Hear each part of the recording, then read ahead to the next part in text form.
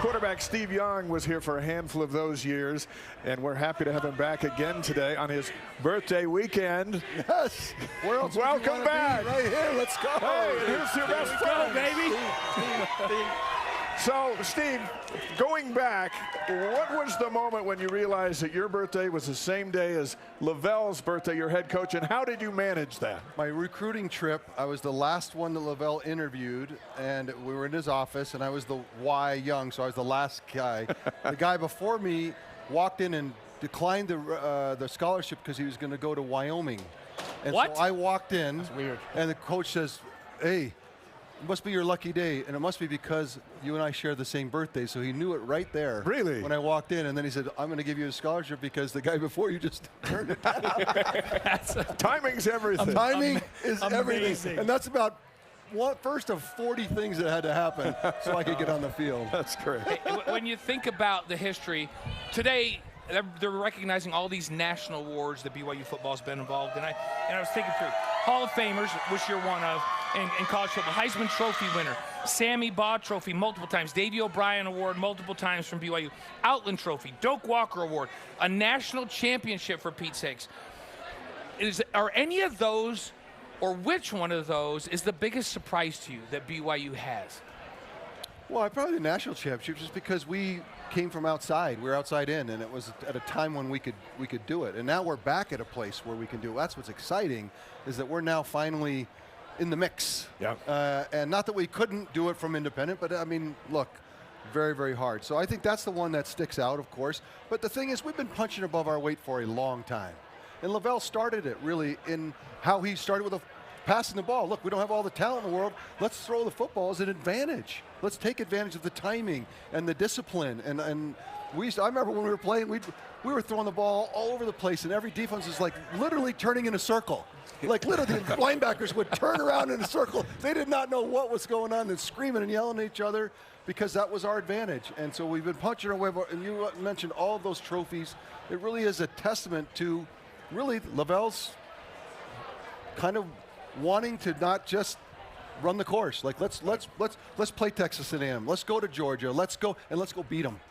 And that started way back 40 years ago. Yeah, you know, one guy that has this team in the mix is quarterback Jake Retzlaff. What's your thoughts on his development so far from last year to this year? Jake's a guy that you love. I mean, I came out for the spring game. I spent some time with him before he started last year, and he's just infectious. And he's like a puppy dog. Like he's like, hey, you know, he just wants to like go run around and do. And I could see that's how he played last year. He was all over the place, and I think it was reckless in some ways, right? And so what I loved about Jake is the season ended, and what did he do? He went to work, and he went to the room. And A-Rod told me that he spent an inordinate amount of hours in the classroom. People understand quarterbacking, college and pro quarterback, and even in high school. If you want to be great, you have to own the data. You don't just go out there and throw your jock out there and throw the ball around. No, you've got to go back in and memorize. I memorized more. I have said this many times, and it's really true. I went to law school up the hill here at BYU. I memorized more. The demands for memorization was more at the 49ers than it was at BYU Law School. Really? If you really wanted to be great, you could cut it off any time. I'm good. I'm done. Yeah. But if you really wanted to own the data, you had to go so far in, and that's what I think Jake did this offseason, is that he went in to say, look, if I'm going to get better, I have to own it all, and I have to own it in the classroom. And so you saw at the first game, we were all nervous. Yeah. I was like, where's this going, you know? And I immediately saw improvement in his eyes and and you can see in his body language. Doesn't mean that he doesn't, he is a swashbuckler. He is somebody that, one of his successes is that the ball's coming out. At times, and then when it comes out, you're like, great, or a lot of, no, yes, yeah. You know. And so in that way, we're going to grow, and he's going to grow. And the thing about him, he has all of those aspects that if he can start to harness the negative, could really make him pretty good. Yeah. So it's not somebody that has a ceiling of what he could end up doing. So he's got the speed to get outside. He can run the ball. He can throw it all over the place. And so now it's just trying to harness it all.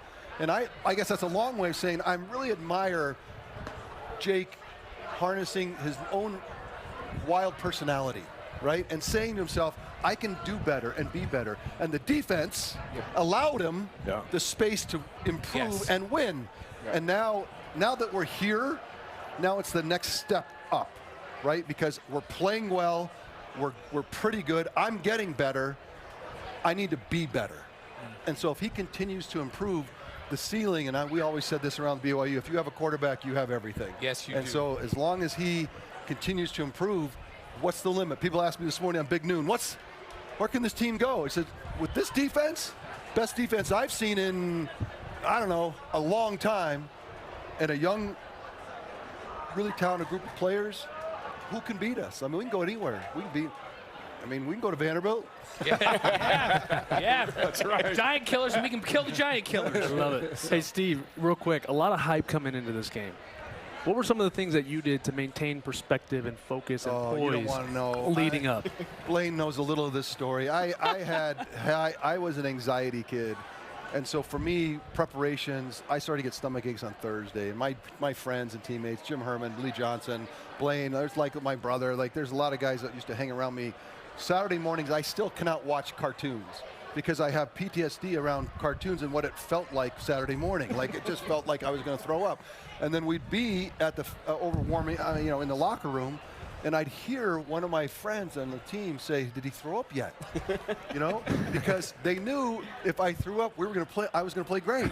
And it became a thing. That's how stupid my life has been from the beginning. And so you talk about, I've played with a lot of guys that had fun, in the locker room, had fun on the field, had fun pregame, had fun dancing in the end zone, had fun when we were losing. Like, I just wasn't that guy. So game day for me, I was driving over here today just a minute ago with my wife Barb, and I was like, dang, it made me feel like, oh, I'm such a more healthy person. You didn't but you know what? Up. People ask me all the time, because Steve and I grew up together here, right? We were together for 4 years here, or for 3 years here. No, we were here together. No, your sophomore year through when you were done. Steve didn't redshirt, and I said it's because he cares so much and it mattered so much to him that he put in the work because it was important, right? So he talks about mastering the data, and he talks about all of these things. I never saw Steve not working, and I've never seen somebody go from here to here like Steve in my lifetime because he cared so much that he was willing to sacrifice and put in the work to be great. And that's what it takes, doesn't it? At quarterback, any position has the data that goes with the athletic efforts, but quarterback is the spot where, and I beg young quarterbacks in the NFL that come in now. The game's my game today in the NFL. It is, I was an oddity back in the day, and in fact, I could never lose the scramble. He's a scrambler. He's wild. Today that is the game, and so the challenge for young quarterbacks, college quarterbacks, who I'm a quarterback who can. A runner who can throw has to become a sophisticated passer who can run. And that transition is still the same. It is a tough transition. Patrick Mahomes has mastered it. Josh Allen's mastered it. Lamar Jackson's on his way. C.J. Stroud looks like he could do it. Like, there's some kings out there that are really, I want to go to them like, we're tight. Yes. Tight. All right, Steve, let's finish with this. Barb is an Arizona graduate. She is. I don't know how the rest of the day is going to go for the Youngs, but how is the rest of the day going to go for the Youngs? You know what? Summer's here on campus now, a freshman, our first daughter, and she's thriving and just loving it. And I think that has brought Barb closer. So I think Barb, she wore she's right down there, you see her. She wore a blue, like she says, but I have a little red leaf, like she's trying to find the middle ground. She's trying to make it all work. But I always tell everyone, I don't care where you're from, we're in it together. It was Ronnie Lott who taught me that competition is sacred ground, and if you don't respect it, then what are we even doing? If it's just winners and losers, because he said, if we lose, the thing that I want to do is learn. And if you try to take that away by shaming me for losing and making me feel bad about it, I don't even want to do it anymore. And the great Ronnie Lott told me that competition today is about these two teams figuring out how, win or lose, how they get better. And I think that's why he's in the Hall of Fame. That's a Hall of Fame statement right there. Right? Amen, baby. Yeah. When Steve comes and preaches, I love it. We're going to have him sign our game day ball. We're going to throw it out there to the crowd. Who wants a Steve Young signed ball out there? All right. More than a couple. So that's the College Football Hall of Fame. All right. That's right, baby. You don't put your number down. Now you just put College Football Hall of Fame. Do whatever you want. I don't know. You don't put NFL Hall of Fame. All right, There we go. Do it all. We'll make it one of one.